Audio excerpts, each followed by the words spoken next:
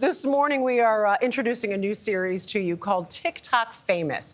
We're highlighting influential content creators who turned viral moments and internet fame into a career. Crawford Patterson, first went viral in 2020 when she posted a video of herself making gift boxes for her soon-to-be bridesmaids. Now her account has more than 141 million views, and she's become a go-to influencer for all things bridal. In a recent video, she reveals her formula for making sure your wedding bouquet is the perfect size. If you are getting married, plan on ever getting married, and ever pay attention to one video of mine, this is the one. When you talk to your florist about your wedding bouquet, whether it is classically round, cascading, you are going to measure the width of your waist and you are going to give her that number. Then you are going to tell your florist that the largest point of your bouquet will not exceed the width of your waistline, which is the number you're giving them, minus 1 inch. Florists do not ask for measurements on the arrangements that you want, specifically not bouquets. So providing dimensions definitely helps for all arrangements if you're that type of bride.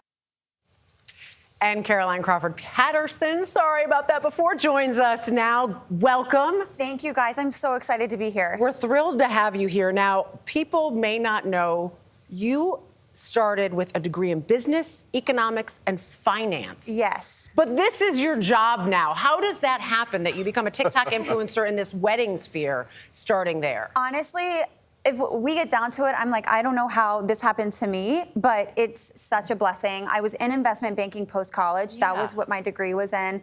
And I was good at math. And I always make this joke. I think when you are, being raised as a woman and you're good at something, they're like, do it, go for it. And I just never, I didn't love it, but I was good at it.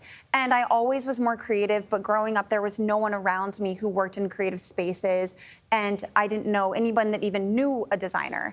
And so this was always a hobby for me, but I don't really believe in pipe dreams. So I always thought to myself, and I would always say, and honestly kind of manifest and hope for that one day I would find my way to a more creative space that would end up in design. And during COVID, I made a TikTok about my bridesmaids boxes. Because I couldn't tell them what I was putting in them. It was a You had to show surprise. it, right. Yeah. And I wanted to hold myself accountable for finishing a project because sometimes, that's difficult to do. And I only uploaded it because you can't save a video until you upload it. And so I uploaded the video and it blew up. And things just kind of took off from there. What and was it was that wild. moment like when it went viral for you? That moment was, I actually was going home to see my sisters. I'm the oldest of 4 girls. And I got home and it had totally blown up, and my sisters looked at me and they said, "So what are you going to do next?" Ooh. And I said, that's a great question. So what was it like when you told people close to you, you know what, I'm about to drop everything and I think I'm going to be TikTok famous for the rest of my life? It was wild. I was the most nervous to tell my parents. And I mean, if we're being transparent, your parents put you through school. Right. You've got this great... They invest in you. I'm leaving they spent the a lot of financial money. sphere, right. They're looking at you to start a career that's going to last a lifetime. Right. They're already proud of me. I'm already 3 years out of college. They're like, she's doing great. She's gotten promotions. She's in banking. She's got a 401k. She's going to get a bonus. And I'm like, so there's an app called TikTok. So I was nervous, but they were so positive and loving about it just because I've always been more creative than anything else. And I think that they saw how miserable I was and how toxic that workplace environment was. And they wanted me to put my energy into something that I was more passionate about. So, Caroline, do you now believe in pipe dreams? No, I don't. Oh, my goodness. There's no such thing as a pipe dream. I think that a pipe dream is when we have an idea of what we want to do with our life, but we don't know how to get there.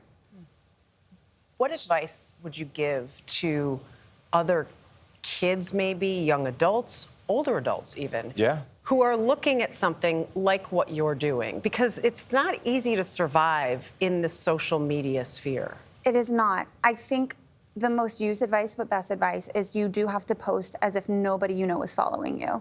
And I think that I can say that because when I did post, I truly didn't have anybody I know following me, and I didn't think a single soul would see it.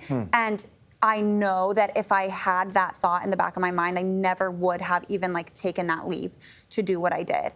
And so having that inhibition totally removed was extremely helpful. And I would also just say believe in yourself, because I mean, I don't think that this is how I thought that I would end up here at all. But I constantly find myself in scenarios that I always dreamed of being in.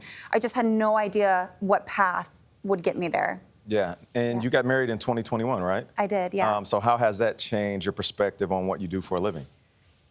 So when I was younger, I would take all of my Barbies and I would make wedding gowns for them out of like scraps and toilet paper and like save them and keep them on display. So I always loved weddings and design. And so when I got engaged, that like reawakened that part of me that was so passionate about that aspect of design, like that niche of it in particular, and the planning of it. And I think that maybe my personality was just built to go all in on weddings, but I'm so grateful for that phase of life.